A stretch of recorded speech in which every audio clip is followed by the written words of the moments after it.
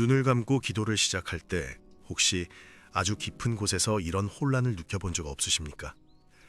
나는 지금 정확히 누구에게 기도하고 있는 걸까?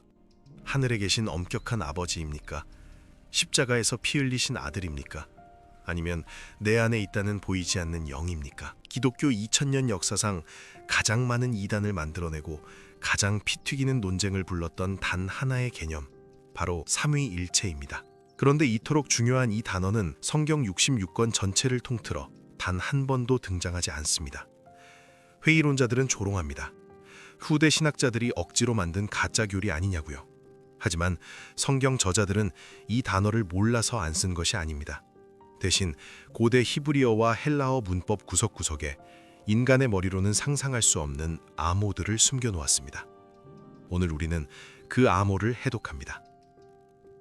기독교의 뿌리인 유대교, 그들의 심장과도 같은 가장 중요한 신앙 고백이 있습니다. 바로 신명기 6장 4절 쉐마입니다. 이스라엘아 들으라, 우리 하나님 여호와는 오직 유일한 여호와이시니. 유대인들은 3500년 동안 매일 아침 저녁으로 이 구절을 암송하며 하나님은 절대적으로 혼자이신 분이라고 굳게 믿어왔습니다. 그런데 원어인 히브리어 성경을 들여다보면 그 믿음에 균열이 생깁니다. 여기서 유일한 또는 하나로 번역된 히브리어는 무엇일까요? 숫자로 완벽하게 고립된 단 하나를 뜻하는 단어는 야히드입니다. 그런데 놀랍게도 성경은 여기서 야히드를 쓰지 않았습니다. 성령의 감동을 받은 저자가 선택한 단어는 에하드입니다. 이 단어는 포도 한 송이, 군대 한 무리, 남녀가 합하여 한 몸을 이룬다고 할 때 쓰는 단어입니다. 서로 다른 것들이 완벽하게 연합하여 이루어낸 복합적인 하나를 뜻합니다. 철저한 유일신론을 선포하는 그 역사적인 문장 한가운데에 하나님은 이미 자신이 완벽한 연합체임을 문법 속에 새겨놓으셨던 것입니다.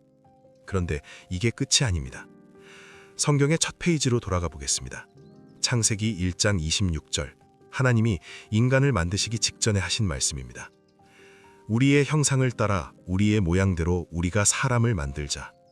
잠깐, 뭔가 이상하지 않습니까? 철저한 유일신을 믿는 유대인이 기록한 성경인데 왜 하나님은 자신을 나가 아닌 우리라고 부르셨을까요? 유대 랍비들은 수천 년 동안 이 구절 때문에 골머리를 앓았습니다. 어떤 랍비는 천사들에게 하신 말씀이라고 해석했고 어떤 랍비는 왕이 자신을 높여 부르는 표현이라고 둘러댔습니다. 하지만 그 어떤 해석도 완벽하게 들어맞지 않았습니다.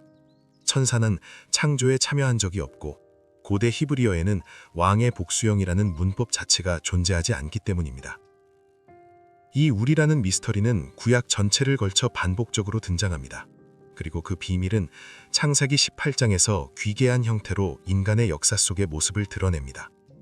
뜨거운 대낮, 아브라함의 장막 앞에 세 사람이 찾아옵니다. 성경은 이 장면을 분명히 여호와께서 아브라함에게 나타나셨다고 기록합니다. 여호와, 단수입니다. 그런데 나타난 것은 세 사람입니다. 아브라함의 반응이 더 기묘합니다. 그는 분명히 세 사람을 보고 달려가 땅에 엎드렸는데 그의 입에서 나온 첫 마디는 복수형이 아니었습니다. 내 주여, 내가 주께 은혜를 입었사오면. 세 명을 보면서 한 분께 절한 겁니다. 이 세 명의 방문자는 아브라함이 대접하는 음식을 함께 먹고 소돔과 고모라의 멸망을 의논합니다. 러시아의 천재 화가 안드레이 루블요프가 그린 역사상 가장 위대한 성화 삼위일체가 바로 이 장면입니다. 구약의 한복판에서 하나이면서 셋인 하나님이 인간의 모습으로 나란히 걸어오셨던 것입니다. 자, 여기서 잠깐 멈추고 반론 하나를 정면으로 마주하겠습니다. 아마 지금 이렇게 생각하시는 분 분명히 계실 겁니다. 그건 그냥 하나님과 천사 둘이 함께 온 거 아니야? 왜 굳이 삼위일체로 해석해? 좋습니다. 그렇다면 창세기 19장 24절을 보시죠. 소돔과 고모라가 멸망하는 장면입니다. 여호와께서 여호와에게로부터 유황과 불을 소돔과 고모라에 비같이 내리셨다. 여호와께서 여호와에게로부터. 같은 이름이 한 문장에 두 번 등장합니다. 하나는 땅에 계시고 하나는 하늘에 계십니다. 이것을 어떻게 설명하시겠습니까? 하나님이 두 분입니까? 아닙니다. 유대인들은 절대로 그렇게 믿지 않았습니다. 하지만 분명히 성경은 한 분 하나님 안에 구별되는 인격이 있음을 이렇게 집요하게 암시하고 있습니다. 이제 시간을 수백 년 뒤로 돌려보겠습니다. 이사야 선지자의 환상입니다. 이사야 6장. 선지자는 하늘이 열리고 창조주의 보좌를 봅니다. 천사들이 그 보좌를 향해 엎드려 외칩니다. 거룩하다, 거룩하다, 거룩하다. 왜 2번도 4번도 아닌 정확히 3번이었을까요? 보좌에 앉으신 분이 말씀하십니다. 내가 누구를 보내며 누가 우리를 위하여 갈고. 또 우리입니다. 하나님은 분명히 혼자 보좌에 앉아 계신데 왜 자신을 우리라고 부르셨을까요? 수천 년 동안 이 질문에 아무도 답하지 못했습니다. 그런데 신약 성경이 기록되면서 이 거대한 퍼즐이 소름 돋게 맞춰지기 시작합니다. 사도 요한은 요한복음 12장에서 그날 이사야가 보았던 영광이 곧 예수 그리스도의 영광이었다고 선언합니다. 그리고 사도 바울은 사도행전 28장에서 그날 이사야에게 말씀하신 분이 바로 성령이셨다고 선포합니다. 정리하겠습니다.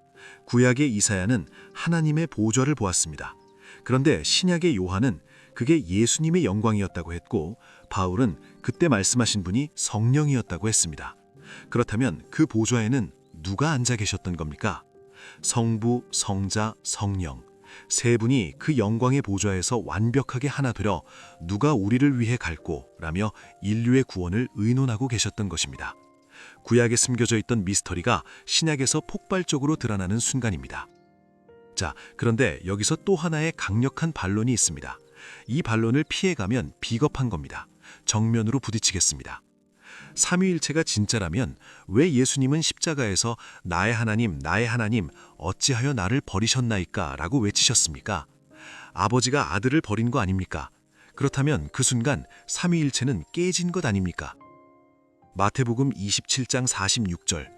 예수님의 이 절규는 2000년 동안 회의론자들이 삼위일체를 공격할 때 가장 즐겨 사용하는 무기였습니다. 솔직히 말씀드리겠습니다. 이 구절을 처음 읽었을 때 저도 흔들렸습니다. 하나님이 하나님을 버리셨다. 이게 말이 됩니까?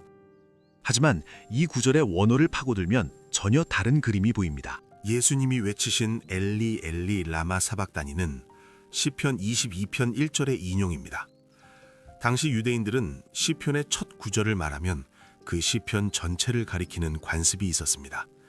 마치 우리가 동해물과 백두산이라고만 말해도 애국가 전체를 떠올리는 것처럼요. 그렇다면 시편 22편 전체는 어떤 내용입니까? 1절은 나의 하나님이여 어찌 나를 버리셨나이까로 시작하지만 이 시편은 거기서 끝나지 않습니다. 읽어보겠습니다. 주께서 고난받는 자의 고난을 멸시하거나 싫어하지 아니하셨으며 그 얼굴을 그에게서 숨기지 아니하셨고 그가 부르짖을 때 들으셨도다. 시편 22편 24절입니다. 버리신 것이 아닙니다. 숨기지 않으셨고 들으셨습니다. 예수님은 십자가 위에서 절망의 비명을 지르신 것이 아닙니다. 구약의 예언이 바로 지금 자신의 몸에서 성취되고 있음을 처절하게 선포하신 것입니다. 시편 22편에는 내 손과 내 발을 찔렸다. 내 옷을 나누고 속옷을 제비 뽑는다는 구절이 있습니다. 이것이 십자가에서 정확히 일어난 일입니다. 그렇다면 그 순간 성부는 정말 아들을 외면하셨을까요? 히브리서 9장 14절을 보십시오.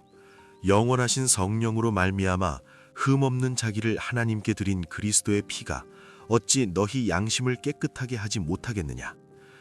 십자가의 그 순간 성령은 무엇을 하고 계셨습니까? 성자 예수님을 붙들고 계셨습니다. 그 끔찍한 고통을 이겨내고 끝까지 생명을 내어줄 수 있도록 성령이 강력하게 붙들고 계셨습니다. 그리고 성부는요, 고개를 돌리고 계셨을까요? 고린도후서 5장 19절입니다. 하나님께서 그리스도 안에 계시사 세상을 자기와 화목하게 하셨다. 하나님이 그리스도 안에 계셨습니다. 밖에서 외면하신 것이 아닙니다.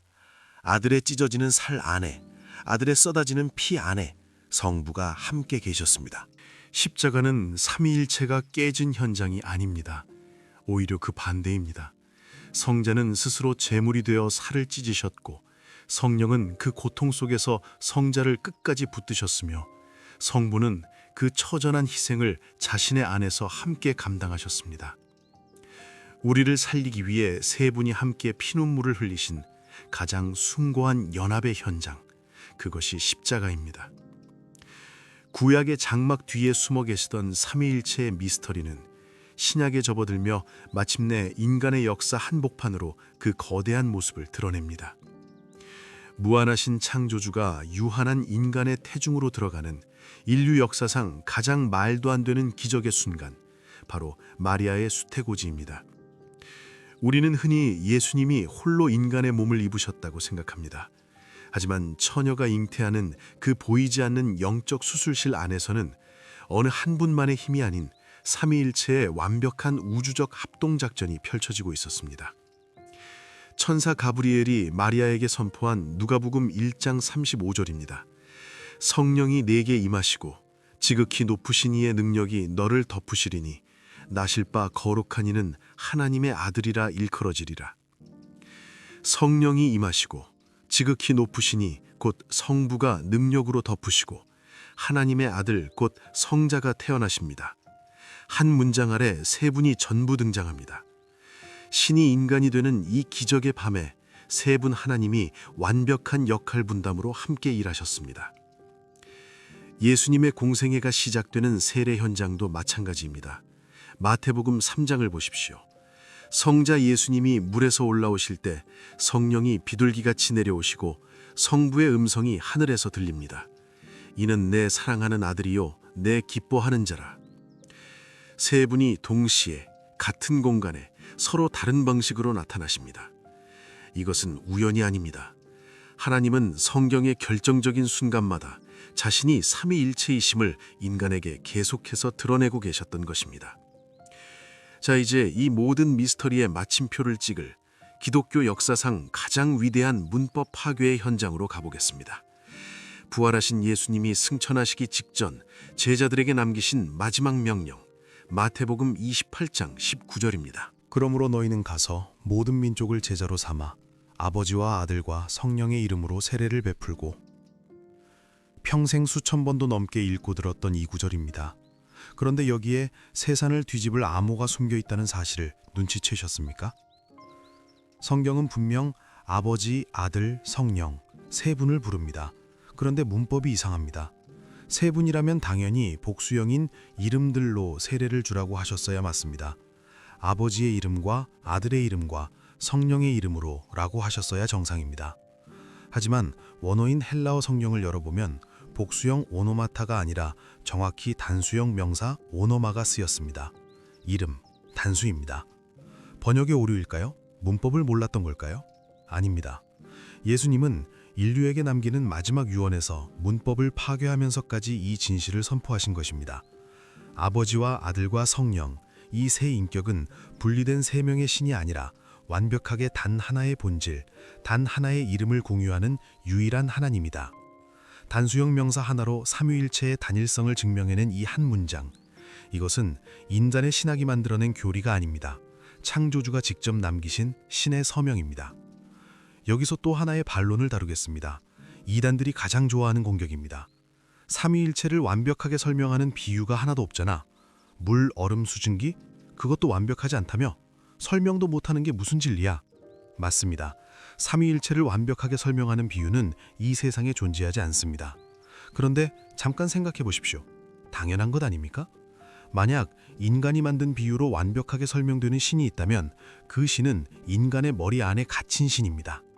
인간이 완전히 이해할 수 있는 신이라면 그 신은 인간보다 크지 않은 신입니다. 창조주가 피조물의 언어와 논리에 갇히지 않는 것, 인간의 비유로 완벽하게 포착되지 않는 것, 그것이야말로 이분이 진짜 신이라는 증거입니다. 개미가 인간을 이해할 수 있습니까? 개미의 언어로 인간의 사랑, 인간의 고뇌, 인간의 역사를 완벽하게 설명할 수 있습니까? 불가능합니다. 차원이 다르기 때문입니다.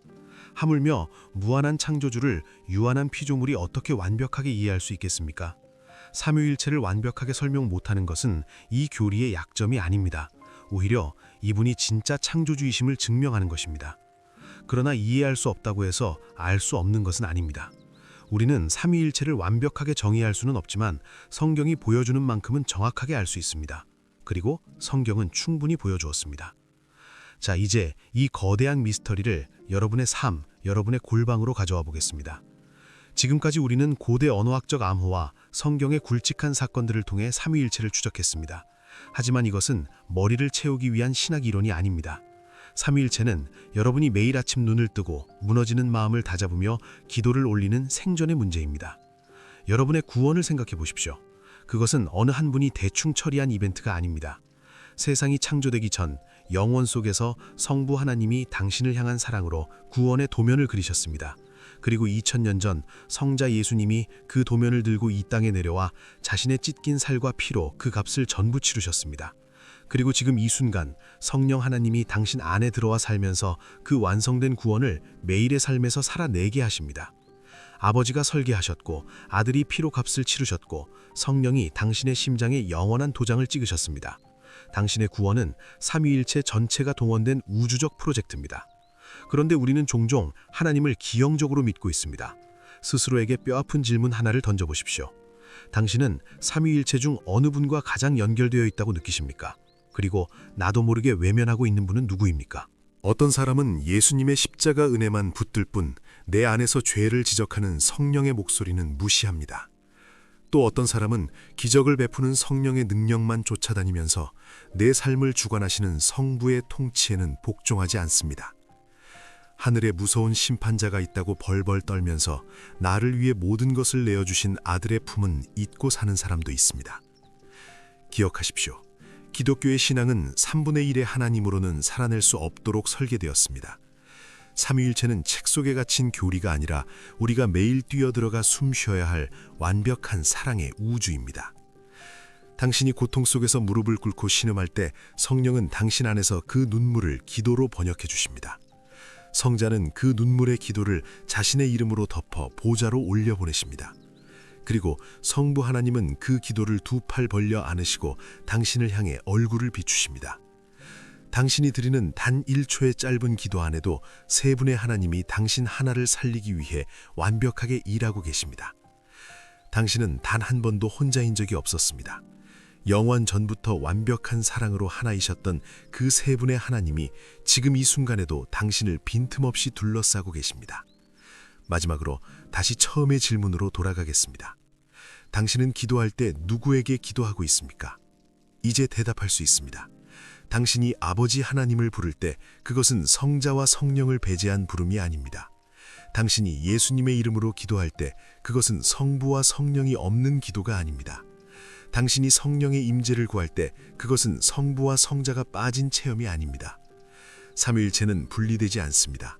한 분을 부르면 세 분이 응답하십니다. 한 분이 일하시면 세 분이 함께 일하십니다. 그러니 이제 눈을 감고 기도하십시오. 두려워하지 마십시오. 당신의 기도는 공허한 허공으로 사라지지 않습니다. 설계하신 아버지가 듣고 계시고 값을 치르신 아들이 중보하고 계시고 당신 안에 사시는 성령이 도우시고 계십니다. 오늘 이 영상이 여러분이 평생 닫아두었던 삼위일체라는 거대하고도 경이로운 문을 여는 열쇠가 되었기를 바랍니다. 만약 오늘 성경 속에 봉인되어 있던 이 암호가 여러분의 심장에 조금이라도 닿았다면 댓글에 아멘 한 글자만 남겨주십시오. 그리고 아직 삼위일체가 무엇인지 모르는 분, 이 교리 때문에 신앙이 흔들리고 있는 분이 주변에 있다면 이 영상을 꼭 공유해 주십시오. 여러분의 그 작은 클릭 하나가 오늘도 텅 빈 방에서 홀로 신을 찾고 있는 누군가에게 닿는 기적의 표지판이 될 것입니다. 구독과 좋아요, 알림 설정까지 부탁드립니다. 이 채널은 여러분의 그 응원으로 더 깊은 진리를 파헤칠 수 있습니다. 인류가 닿을 수 있는 가장 깊은 신비, 삼위일체의 진실이었습니다.